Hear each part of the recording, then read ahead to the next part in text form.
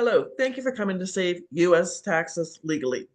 I'm going to start off 3 questions, and I'm going to give you the history, my story, and then I'm going to show you some of my classes. So first question, do you want to leave a legacy for future generations?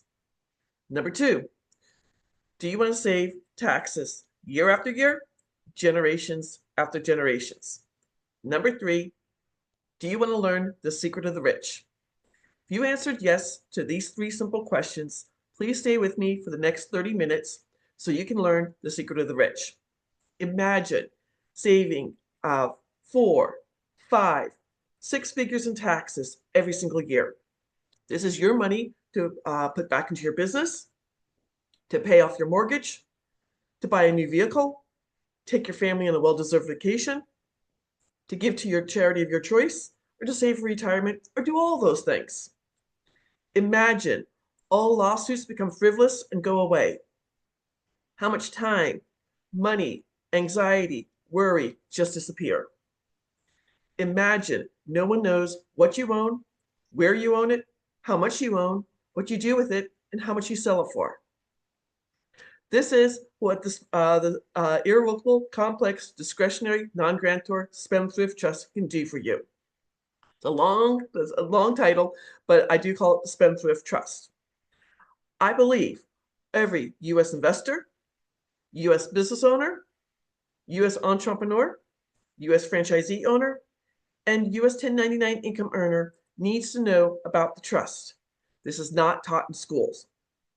I believe since I found out the secret of the rich, I spent 5 months researching this when my taxes went up. It's my duty to teach this to as many people as possible. And I believe that the playing field must be equal for all businesses. The Amazons in the world get free land in New York. My brother's brewery lost the lease because the rents went too high. Now, my name is Sally Gimmon. I'm the owner of www.thetrustisyou.com, and I have a free class on the Great Discovery. You go out to my first name and my last name squished together. You're going to get a 23-minute presentation, very similar to this one. 3 articles from Forbes magazine, 2 pages of case law so you can research this to your heart's content, and examples of clients saving thousands of dollars. Now, to give you a little bit of history, I work on behalf of a law firm that was started by Paul Benson, a Harvard law professor, 77 years ago. He wrote 5 different trusts under the Spendthrift umbrella. The business trust is for U.S. business owners, entrepreneurs, franchisee owners, and 1099 income earners. You will save at least 90% on your federal income taxes yearly and no longer pay state income taxes in 43 states. The beneficial trust is for all U.S. investors.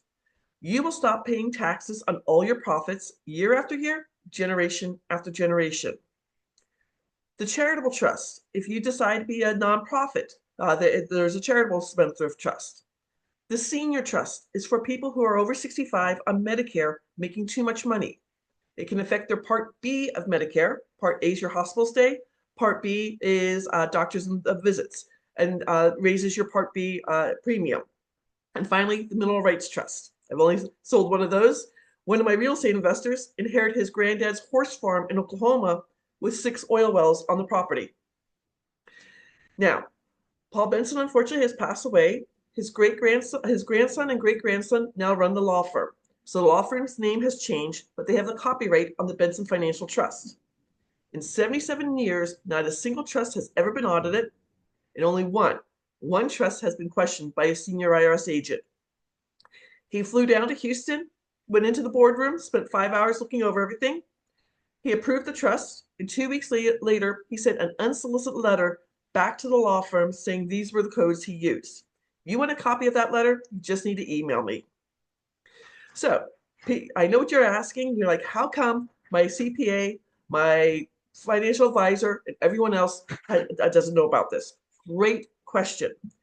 There are over 1 million attorneys in the United States, and only 4% are trust attorneys. A textbook trust attorney study in law school is called Scott and Asher on Trusts, 5th edition. There's a whole chapter dedicated to the Spendthrift Trust. And then also, if you're near a law library, Black's Law Dictionary has the Spendthrift Trust in there. It comes from England way back when King Henry VIII started the Church of England. The famous king who chopped off his wives' heads, murdered a few ladies, started a church. Hey, he was broke, so he went to go tax the lords and ladies of England. They went further back to the Magna Carta and said, oh, no, no, no, King Henry VIII, you can't do this. It's contract law that came to the colonies while we were still part of England. The law firm I work on behalf of inherited a trust that turned 350 years old in 2023, before we were a country. Our current tax code that we were under went into effect February 1913, and the only thing it's done in the last 112 years is grown and grown and grown and grown. The Barron families of 1913, the Rockefellers, the DuPonts, the Carnegies, the Kennedys, made sure they could save taxes. Well, if they can save taxes, we can save taxes. This is legal. It's in the IRS Tax Code 643B, like Bravo. It's been in front of the United States Supreme Court on 2 separate occasions. You can't get more legal than that. Now, I want you to research this as much as you can. So if you do research Tax Code 643B, you will find an opinion letter from the IRS dated September 11th, 2018. They blatantly say they do not like Tax Code 643B, and they do not like the Irrevocable, Complex, Discretionary, Non-Grantor Spendthrift Trust. It's their opinion. I have opinions. You have opinions. The IRS cannot change the tax code. Only Congress can change the tax code. And I'm going to be honest, too many US presidents, senators, and congresspeople have the trust. The only thing the Congress is doing is raising taxes on the middle class. Now, I want to go over the five principles so you understand what they are. Irrevocable, complex, discretionary, non-grantor, spendthrift trust. You have to have all 5 elements to make this work. Irrevocable. That means it goes from generation to generation. The Rockefeller Spendthrift Trust is called the office. It's been around for 7 generations and has over 400 people under the same EIN or employee identification number.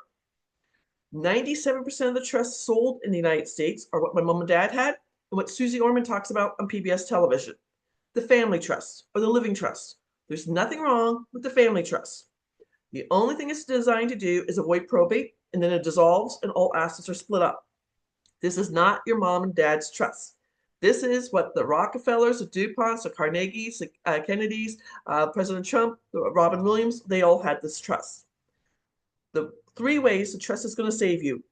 Listen up. You're going to save taxes year after year, generation after generation. It's going to keep your information completely private. It will not hold any LLCs, S Corps, or C Corps, because that's state law. This is on the federal level, higher up. But all your information is private. And number 3, all lawsuits become frivolous and go away. It's an amazing thing. So irrevocable. It does not mean you cannot get things out of the trust. Personally, I've wholesaled 29 properties through my trust. The trust owns it. The trust the trust owns it and then wholesales it, and then the money's in the bank account. I have access with it with a debit card. Irrevocable, complex. This trust can hold money day to day, week to week, month to month, year to year, decade to decade, century to century. Again, the Rockefellers keep all the money in the family. And then it goes from generation to generation. Irrevocable, complex, discretionary. Whoever is the trustee or trustees can make the rules for the beneficiaries. You also decide who is a beneficiary and who's not a beneficiary. You can always change it. You're in control of this. True story. One of my clients, a husband and wife with 4 apartment buildings in Los Angeles. Their daughter has an alcohol drug problem. She's living in one of the apartments rent-free. Her parents are requiring her to do 4 random drug tests per month to stay there. She actually took her mom and dad to federal court to sue them. The judge read over the trust, and he said, you have 2 options. Option A, pass the drug tests, or option B, move out and start paying rent. They're in complete control over this. I don't want to be invited to their Thanksgiving dinner. Irrevocable, complex, discretionary, non-grantor. This makes the trust completely private. When my mom and dad set up their family trust, They were the grantors of the trust or the settlers. And when they pass away, the trust ended. With the non-grantor, you're going to have someone who is not a beneficiary and not a trustee sign up to be the settler or the grantor of the trust. You will need their social security number. This is not a speed bump. I've just done this for 3 clients recently where I'm the grantor and I just have to sign myself away. That's the only thing they're doing. They're setting up the trust, signing themselves away.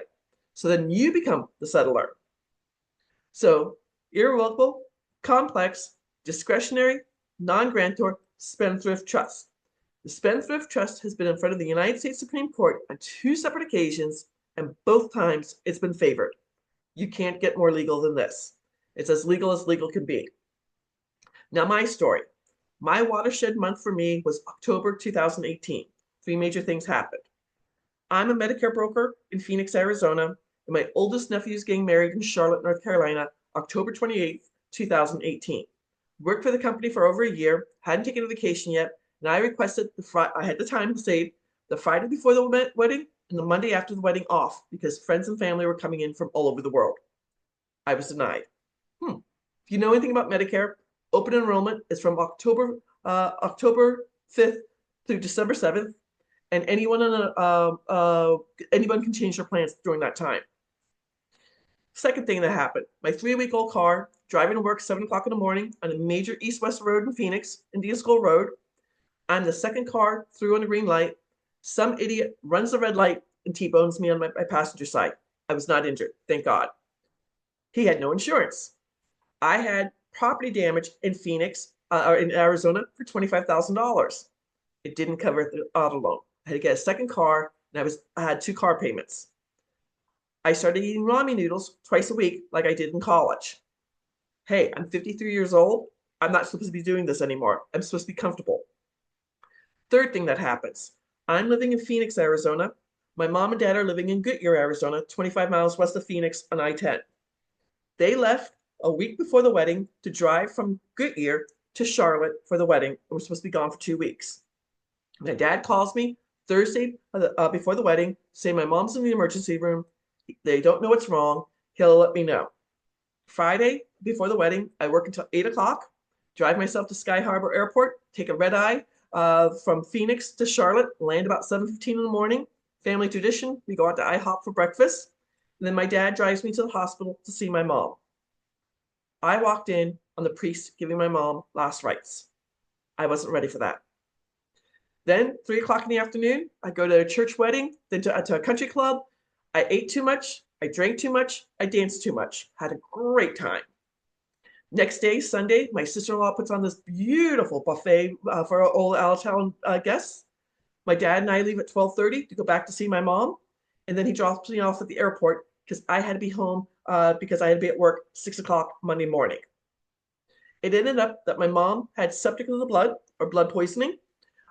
She was on a ventilator for 13 months, in a hospital for 15 months. She got better, thank God.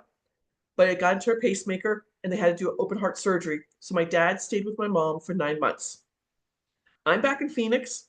Every week, I'm going out to their house to do their mail because they had only been planned to be gone for 2 weeks. First week of December, there's a letter that's 27 pages thick.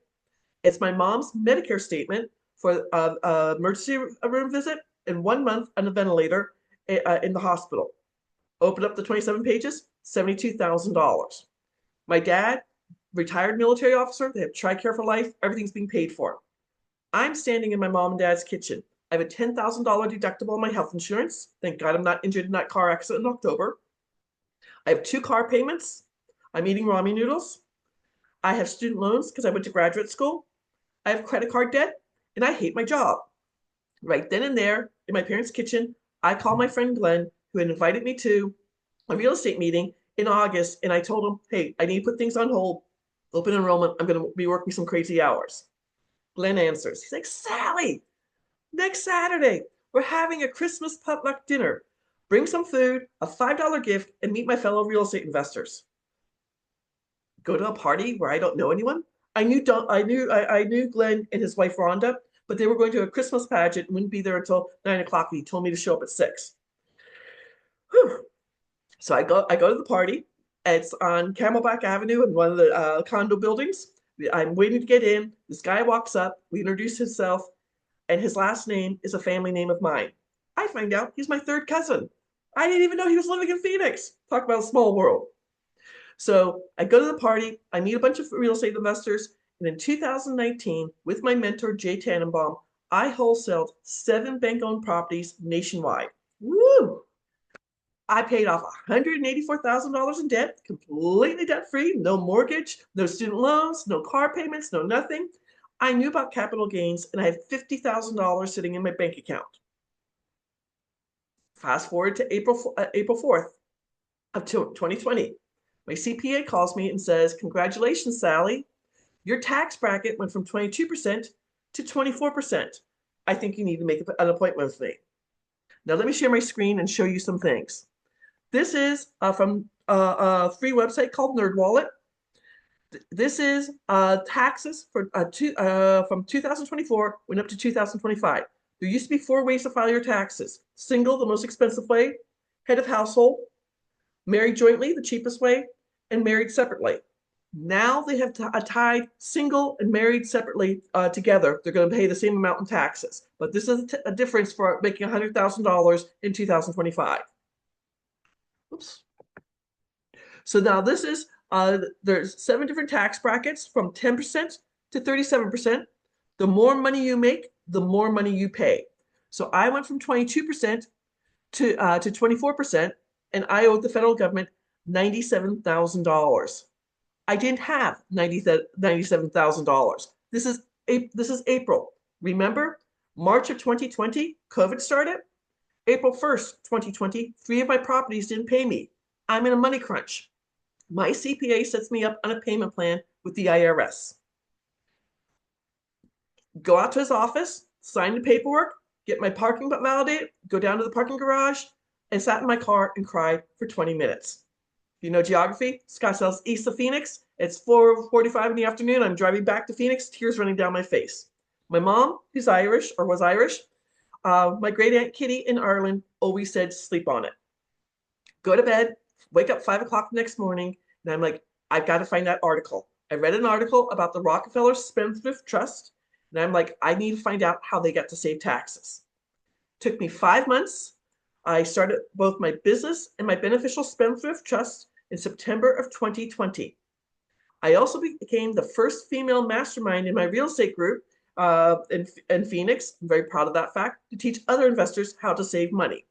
So the first trust we're going to talk about is the beneficial trust. This is for all investors. You will stop paying capital gains, short-term and long-term.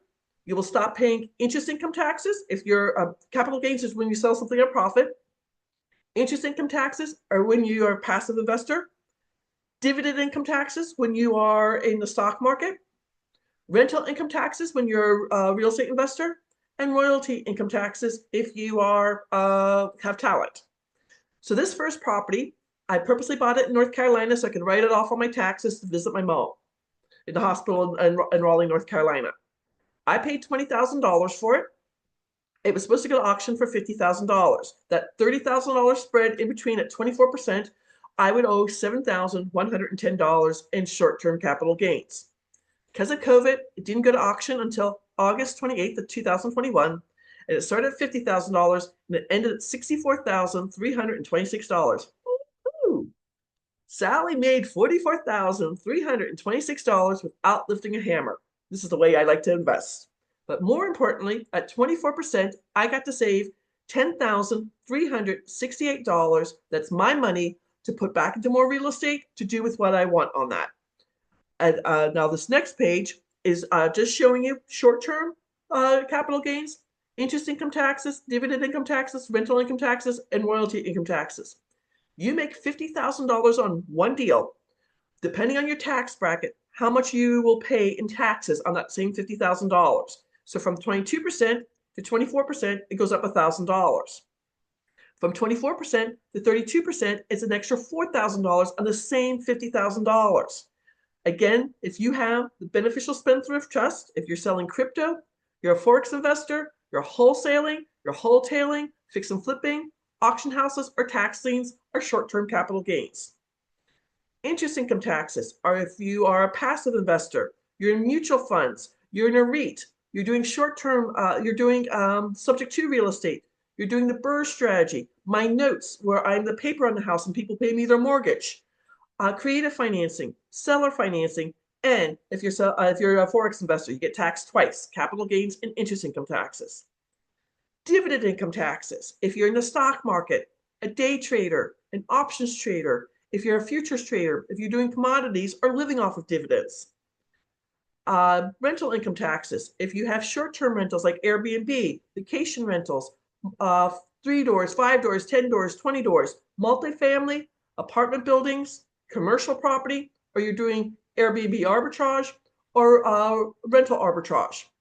Yes, you can put a property that has a depreciation schedule into the trust, or yes, if the property has a cost averaging schedule into the trust. Continue doing that, but all the new rental properties you get, you won't have to do that anymore because you're saving the rental income taxes. And if the renter's dog gets out and bites the mailman, they can't come after you. And then finally, royalty income taxes. This is for anyone who has talent. So maybe you're an actor, an actress, an author, an artist. You're in the NFT world. You have copyrights, patents, or intellectual property. This is the beneficial trust. This is for all U.S. investors. You will stop paying taxes on profits. Now we're going to switch over to the business trust. This is for all U.S. business owners, entrepreneurs, franchisee owners, and 1099 income earners. If you're making at least $80,000 a year, you need to know about the Business Spendthrift Trust. So let me go next page. Now, these are just some of my examples. I have a mechanic in New Jersey. He and his wife are running the company. They've got 3 adult children who want nothing to do with this. September of 2024, with the money he's saving, $3,039, he went to the local high school, hired 2 kids who want to learn how to be auto mechanics. They come after school and on Saturdays, he's teaching them, and then he's bringing in more business. The salon owner, she has 2 salons and a hair school, making $1 million in Los Angeles. She's okay. She's saving per month more money than some people make in a year. A Shopify owner who sells earrings. She's 23 years old. Her store went from, she went from 22% to 24%, just like I did. Her store is growing month after month. If she keeps her store for 10 years and doesn't grow anymore, she will save $173,000 she'll never have to pay back. A home inspection company in Ohio is going to hire another inspector with the money they're saving. A real estate broker in Illinois had me talk to his top 7 agents. He's part of my affiliate program, and they all bought a business trust too, and he made $7,000 on that. A dentist in San Diego, he's going to use his $2,483 to pay his student loans. The HVAC owner, this came from a business broker. The person selling it saved the long-term capital gains. The gentleman who bought it is now going to save $20,052 per month, and he's going to put on 2 more trucks in 2024. This real estate agent, this is one house, August of 2023. I saw her at a Christmas party. She did 6 more deals in 2024, and saving federal and state income taxes. A business coach in Indiana, a chiropractor in upstate New York, franchisee shop owner in Ohio. He took his $40,122 and opened up a 3rd shop, and then he plans to open up a 4th shop too. An Amazon store owner in Oregon, a commercial light salesman who was only working 3 days a week because he was paying too much in taxes, now says he'll work 5 days a week. And finally, a paid speaker in Iowa. Now, long-term capital gains are a year or more and affect you when you sell your business, sell an investment property, you sell a baseball card, or anything else out of profit. A son saw my TikTok video over Christmas. He contacted me saying his mom and dad were selling a 42-year-old restaurant as is for $3 million. We got his dad, Jim, on Zoom and explained to him that on April 15th, they're selling this March 30th, 2023. On April 15th of 2024, at 15%, they would owe the federal government $450,000. On April 15th, at 20%, they would owe $600,000. He's working with a business broker named Sam. We had to contact Sam to change the contract. Sam's like, hey, I make 1099 income. He makes quite a bit of 1099 income. He started the business trust. Told him about my affiliate program. He told Mike, the gentleman who was buying the restaurant, was going to be his 7th restaurant, about the business trust. And Mike got a business trust, and Sam made some money on that.